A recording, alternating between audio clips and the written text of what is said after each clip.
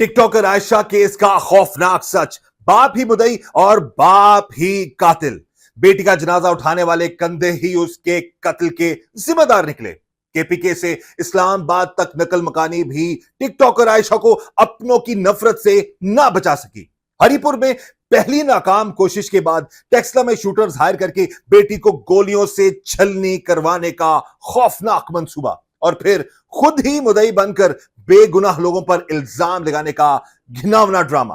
क्या शादी की तकरीब में शिरकत और टिकटॉक वीडियोस बनाना इतनी बड़ी खता बन गई कि सगे बाप ने ही अपनी बेटी के मौत का परवाना जारी कर दिया। अस्सलाम वालेकुम नाजरीन, मैं हूं कैसर खान और आज हम बात करेंगे टिकटॉकर आयशा के केस के हवाले से। नाजरीन, जब हमने इस केस पर अपनी पहली वीडियो बनाई थी तो मैंने आपके सामने ये सवाल और खदशा उठाया था कि इसके पीछे किसी गैर का नहीं बल्कि अपनों का ही हाथ हो सकता है। और रावलपिंडी पुलिस के एसएसपी ऑपरेशंस मलिक तारिक महबूब की प्रेस कॉन्फ्रेंस ने हमारी इस बात पर 100% तस्दीक की मोहर लगा दी। नाजरीन, रावलपिंडी पुलिस के एसएसपी ऑपरेशंस मलिक तारिक महबूब ने इस केस में इंतहाई अहम इंकशाफात किए हैं। उन्होंने बताया कि टिकटॉकर आयशा के कत्ल में उनके अपने घर वाले ही मुलविस निकले और उनके बाप, भाई और कजन ने मिलकर उसे कत्ल करवाया।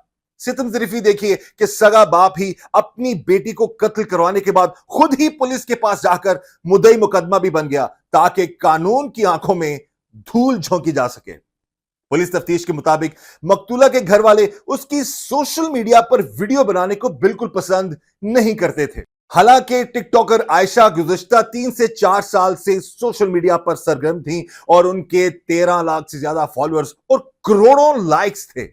टिकटॉकर आयशा केपीके से नकल मकानी करके इस्लामाबाद आई थी, लेकिन कुछ अर्सा कबल खानदान की एक शादी की तकरीब में उनकी शिरकत पर शदीद एतराज हुआ था। इसको बुनियाद बनाकर पहले भी टिकटॉकर आयशा पर हरिपुर के मुकाम पर एक हमला किया गया जिसमें वो बाल बाल बच गईं। लेकिन 14 अगस्त को जब वो अपनी बहन और भाई के साथ गाड़ी में निकली तो टेक्सला में एक पेट्रोल पंप के करीब शूटर्स के जरिए उनकी गाड़ी पर फायरिंग करवाई गई।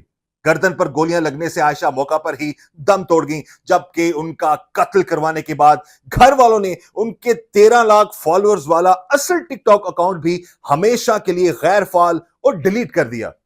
सीपीओ हसन मुश्ताक सुखेरा की हदायत पर तश्कील दी गई खुसूसी टीमों ने 100 से ज्यादा सीसीटीवी कैमरों की फुटेज और ह्यूमन इंटेलिजेंस की मदद से इस झूठे ड्रामे का पर्दा चाक किया। पुलिस के मुताबिक गिरफ्तार मुलजमान की तादाद 5 हो चुकी है, जिनमें बाप फजल, भाई बशीर, चचाजाद भाई एहसान, वालिद का चचा रोजी खान और चचाजाद का बेटा यासीन शामिल हैं, जबकि फायरिंग करने वाले दोनों शूटर्स भी गिरफ्तार हो चुके हैं।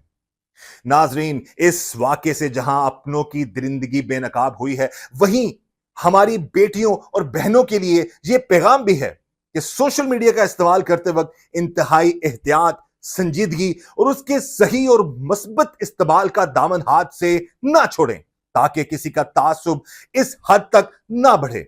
इस होलनाक वाक़े ने हमारे निजाम और माशरे पर 5 इंतहाई तल्ख सवाल खड़े कर दिए हैं। पहला सवाल, अपनी बेटी को कत्ल करवाने के बाद खुद ही पुलिस के पास जाकर मुद्दई मुकदमा बनने और फिर इसका टिकटॉक अकाउंट तक बंद कर देने वाले इस सगे बाप के इस घिनौने ड्रामे पर कानून अब क्या सख्त तरीन कदम उठाएगा? दूसरा सवाल, खानदान की किसी शादी की तकरीब में चले जाना या टिकटॉक वीडियोस बना लेना इतना बड़ा जुर्म बन गया कि सगा बाप, भाई और कजन मिलकर अपनी ही बेटी का खून बहा दें। तीसरा सवाल, जब हरिपुर में टिकटॉकर आयशा पर पहले हमले की नाकाम कोशिश की गई थी तो उस वक्त उसे कानूनी तहफ़्फ़ुज़ फराहम क्यों ना हो सका? चौथा सवाल, केपीके से नकल मकानी करके इस्लामाबाद आने वाली टिकटॉकर आयशा को अपनों की इस नीयत और खतरनाक मंसूबे का अंदाजा क्यों ना हो सका? और पांचवा सवाल, आखिर कब तक इस मुआशरे में गैरत के नाम पर बेटियों और बहनों को यूं ही गोलियों से छलनी किया जाता रहेगा? और पुलिस को गुमराह करने की इस घिनौनी साजिश पर कातिलों को क्या ऐसी सजा मिलेगी जो आइंदा किसी और की जान बचा सके?